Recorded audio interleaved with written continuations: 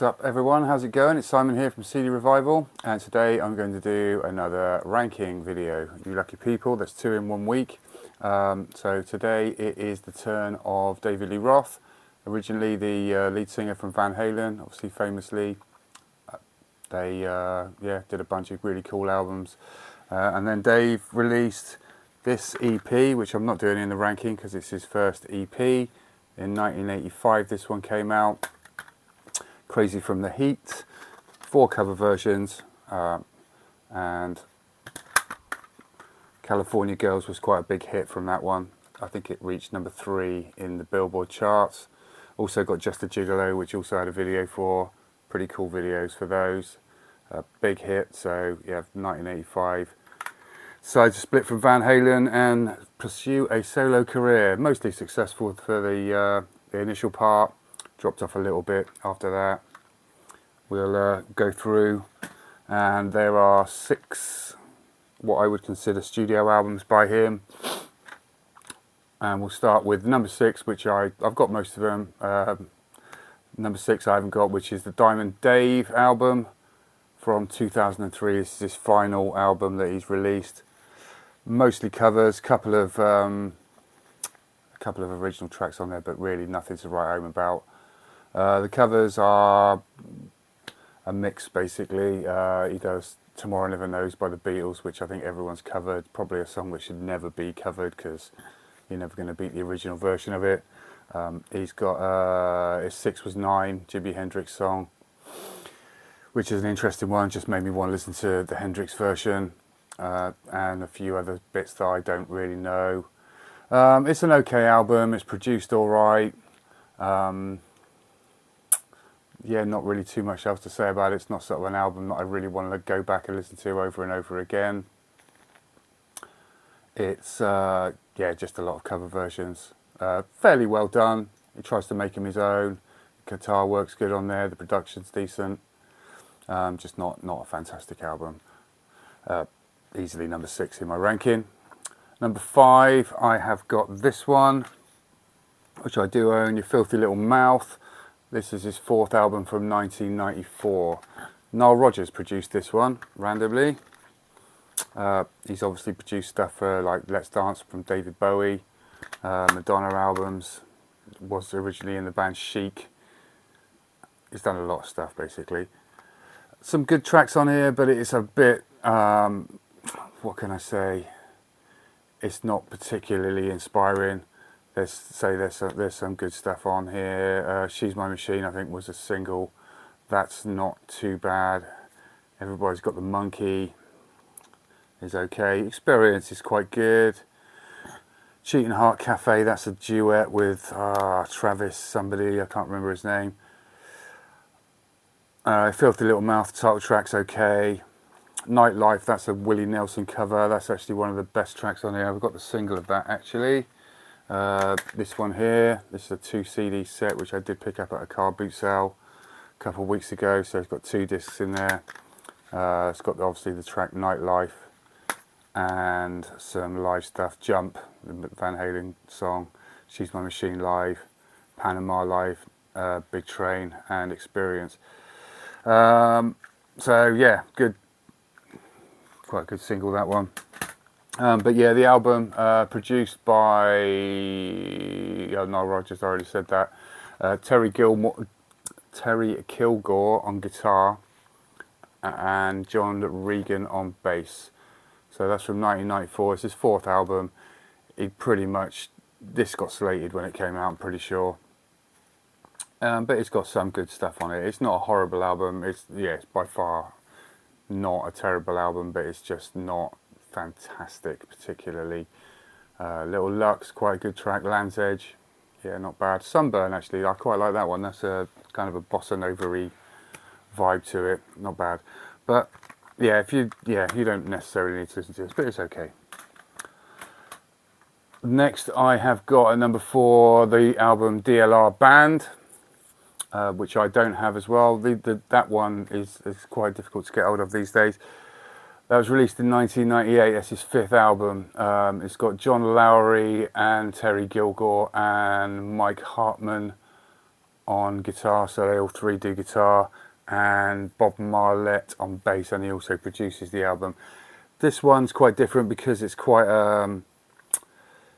it's very like band sounding. It's very live sound. I think it was recorded in 10 days, so very different to a lot of Dave's stuff that he's done, where it's like very slickly produced, etc., etc. This one, it's got a very organic sound.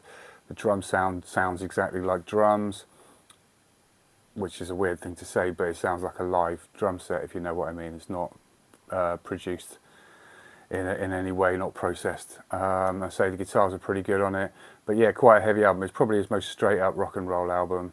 Betty Page on the front cover. Some fans refer to it as the Betty Page album.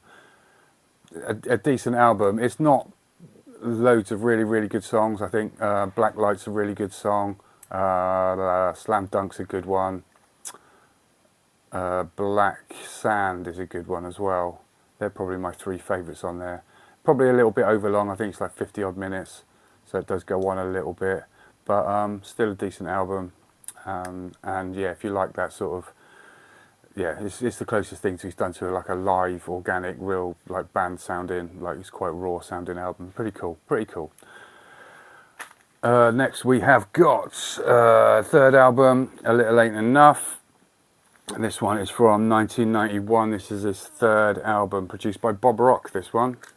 He's done some other stuff, I can't remember what. Jason Becker plays guitar on this, who is a really good guitarist and does a great job. Greg Bisonet is on the drums and Matt Bisonet is on bass, so the brothers. Dare say this one came out in 1991. Some good stuff on here. Little Ain't Enough was the title track, super catchy, big MTV hit at the time. Shoot It, it's got the horns kind of thing going on, very Aerosmith-esque. What else a good one? Sensible Shoes I really like, that's quite a good kind of bluesy song. Drop in the Bucket's really good. It's, yeah, once again, it's in third place. It's not a bad album. It's very listenable all the way through, to be honest with you. But still, yeah, not his best. 40 Below is a good track as well. That's sort of very Van Halen-esque. He does a few that are Van Halen-esque throughout his career. This one, yeah, it's worth it. I did actually see him on this tour, and I literally can't even remember anything about it, apart from being a little bit underwhelmed by the whole, by the concept. That's all I can remember about it. I don't remember anything. It was during what I like to call the lost years, which there were a few of them, but still a good album, and yeah, wish I could remember the concert, but literally can't. But I know I definitely went. So yeah, third place, Little Ain't Enough from 1991, third album. This is where it gets maybe slightly controversial, because I've obviously got two albums left to rank as number 2 and number 1. Most people would have this as number 1. I've got it as number 2. Eat 'Em and Smile, his first album from 1986. Excellent album. This was Kerrang's album of the year for that year as well. I say his first, produced by Ted Templeman again, like he did with the Crazy from the Heat EP. The band, obviously stunning. Billy Sheehan on bass, Steve Vai on guitar, and Greg Bisonet on drums. Steve Vai, for me, probably, in my opinion, the best guitarist around. Maybe not ever, but he's probably close to it. There's not really much that he can't play. He does, I think, really bring a lot to every album and band that he's played with. I think he brings a lot to the table. You can always tell it's his guitar playing as well, which is, yeah, he's very impressive. Obviously starts off with Yankee Rose, which is an amazing tune. Shy Boy, Van Halen-esque, really quick, good display of his great band. I'm Easy, which is like a sort of show tune style thing. Ladies Night in Buffalo, I'm not fantastically in love with. Going Crazy, another big single. Tobacco Road, that's a cover. Elephant Gun, another Van Halen-esque one, but really good, hard rocking. Big Trouble is okay. Bump and Grind, standard Dave, and then you've got That's Life, which is another big show tune style thing. So really cool album. The reason it's not a number one, is I prefer the album that I have got at number one. This one is a little bit short, it's only 31 minutes long, so it is short but sweet, which is fine, obviously. Doesn't outstay its welcome. Yeah, I just prefer the one that I've got at number one. But this is still an absolute classic, stunning album. If you like David Lee Roth in any sort of way, shape or form, then you need it in your collection. And if you've got this at number one, which I'm sure the majority of people will have, then fair play. I can't really argue with that, because yeah, it's a rocking album. But yeah, so just leaves number one, which I've got, you've probably guessed by now, Skyscraper from 1988, second album. The band is the same from Eat 'em and Smile, so that's She and Vi Bisonet. He's added Brett Tuggle on the keyboard, so this one has got a bit more keyboard related sounds on it, which I think gives it a bit more variation. Produced by Steve Vai and David Lee Roth himself. Well, produced by David Lee Roth, co-produced by Steve Vai, but you know, I think we all know probably what happened. Knucklebones is a great opener, Just Like Paradise, super catchy single, really, really good. Bottom Line, another Van Halen-esque sort of stomper, really, really cool. Skyscraper, the title track, I love that track. I think it's amazing. I think it's atmospheric. It's great musicianship once again. The guitar work that is on there is superb. Damn Good is a kind of Led Zeppelin-esque sort of acoustic, not what I would call a ballad, but it's an acoustic, slower song, but still really, really damn good. Hot Dog and a Shake, classic Dave, love that tune. Stand Up, probably the most commercial track on here. It's very keyboard led, but it's a super catchy tune. Hina, another slower, similar to the title track, but yeah, some interesting guitar work on there as well. Perfect Timing's another classic catchy track, and Two Falls a Minute, great track to finish off with some great bass work and guitar work on there as well. I say for me, I prefer to listen to this album to Eat 'em and Smile, just because there's a bit more to it, it's a bit more variation. It's just, for me, a more creative, more enjoyable album. But say, once again, it did get a bit slated at the time just because of the keyboard element to it, which a lot of people didn't like 5150 by Van Halen just for that reason as well, and I think that's a great album. So yeah, David Lee Roth, like him or hate him, he's obviously well past his best and probably will never do another album. I think that's fair to say. We'll do the Van Halen ranking much later on. When we get to V, we're only up to R, obviously, at the moment. So yeah, David Lee Roth, let me know what you think. Let me know what your favourite album is, as I can probably guess.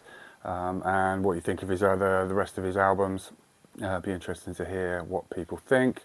Thanks very much for watching. Subscribe to my channel if you haven't already, because it super helps the channel, and encourages me to make more videos more often. So all good. Thanks very much for watching again. Have a great weekend. Take it steady. Cheers.